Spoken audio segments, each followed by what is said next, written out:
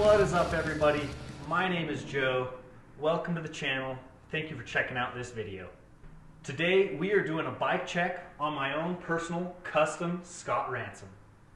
This bike has the aluminum frame from a Ransom 920, and then it has the majority of the drivetrain from a 910, along with a smattering of my own personal favorite bits throughout the rest of the bike.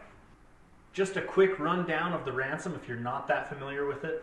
This bike has a 64.5 degree head tube, a 75 degree seat tube, 438 millimeter long chain stays, 170 millimeters of travel up front and in back.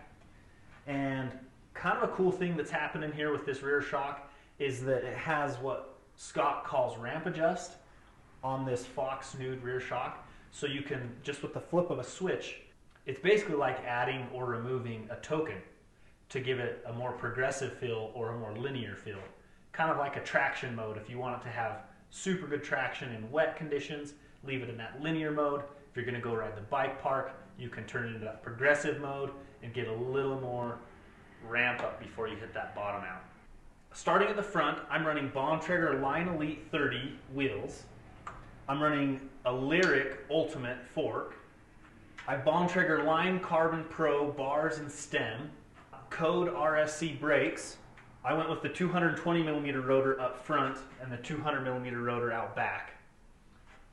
I've actually swapped the dropper post as well, only because the post that it came with on the 910 was the Fox Transfer with 175 millimeters of travel, and it actually ended up being a little too tall for me. So my options were either cut down the seat post or run something else. Right now I'm running a Bontrager Line Elite dropper post at 170 millimeters of travel, but I've actually shimmed it down to 160.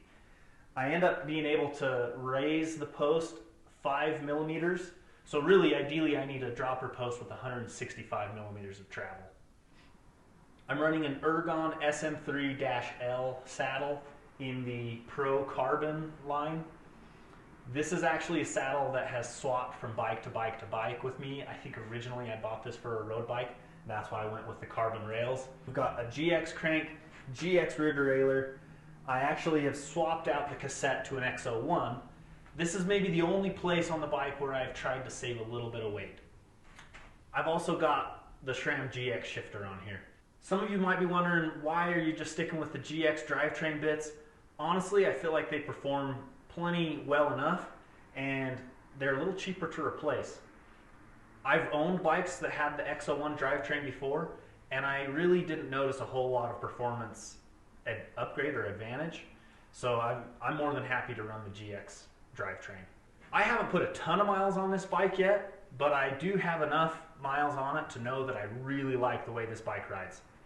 The way I built it out with the aluminum frame, it's definitely a little bit on the heavier side, but especially once you get this thing pointed downhill, it feels solid. It feels so amazing. I love the travel.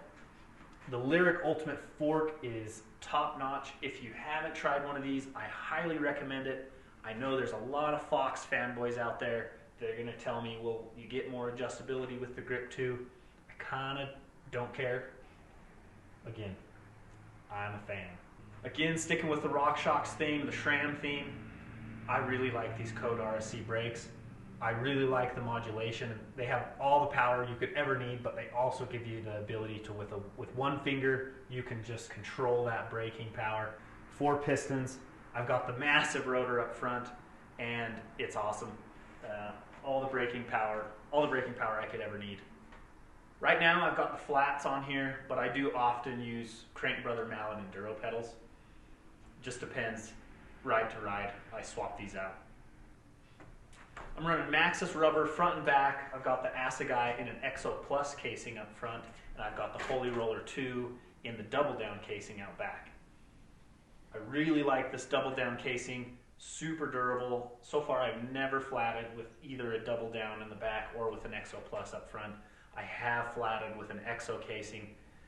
A lot of the riding we do around here has rocks that are kind of sharp. So I end up finding myself that, especially for a back tire, I really like running the double down casing. Usually with the Scott twin lock setup, you've got a cable that's running both to the rear shock and to the fork. with this Lyric Ultimate fork, I'm not running anything to the twin lock remote. That way, when I use the twin lock and I go into the middle setting or traction setting, it reduces the rear shock to 120 millimeters of travel, but it doesn't do anything to the fork. That actually allows the bottom bracket to sit up a little bit, steepens the seat tube angle, which puts you in a little better position to be able to get power to the pedals, and really puts you in a nice pedaling position. I know on paper this says 75, but when you get on a steep climb, you put this shock in that traction setting, raises that bottom bracket. I would bet that especially when we have the fork sagging into its travel like normal, I would bet that it's closer to 77 degrees. Feels really good. This bike is not just a brawler. I can definitely pedal this bike as kind of an all-mountain bike. Sure, it's not going to be your sub 30-pound XC race whippet, but this thing's still awesome for long days on the saddle, and that twin lock remote really gives the bike 3 different personalities. If you fully lock out this rear thing, you can stand up, you can sprint up the hill. Feels really good, still feels really efficient. And of course, when you're going downhill, flip it into that open mode and it gets out of the way and you just mow on down the hill. Another thing that you may notice if you're looking close is that I've actually used an over-the-bar twin lock remote. This is something that I picked up aftermarket from Scott. It allows me to still use a traditional wolf tooth remote under the bar lever.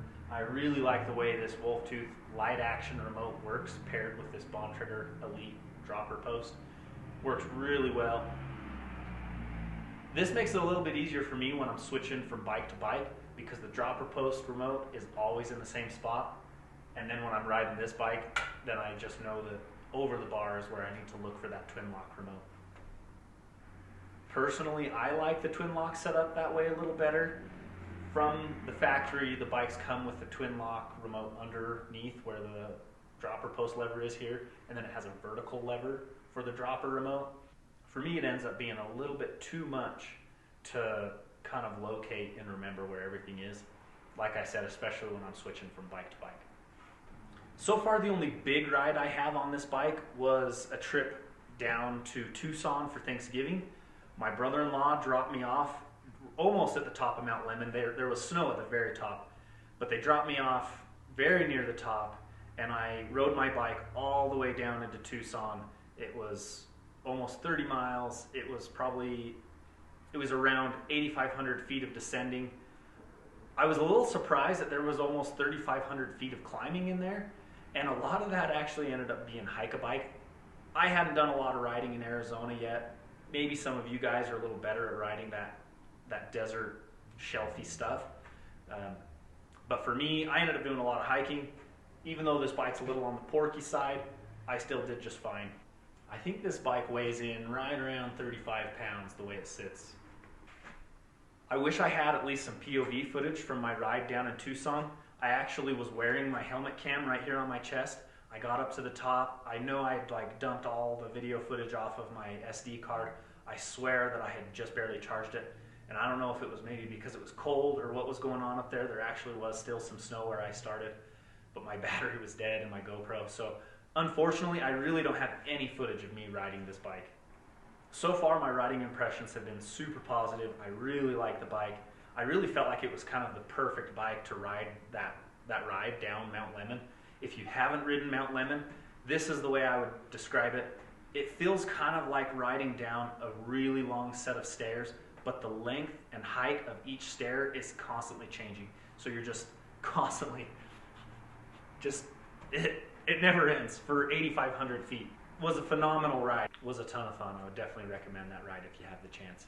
Just plan on it taking twice as long as you think, and bring lots of water, lots of snacks. So there you have it, guys. That was the bike check on my custom Scott Ransom.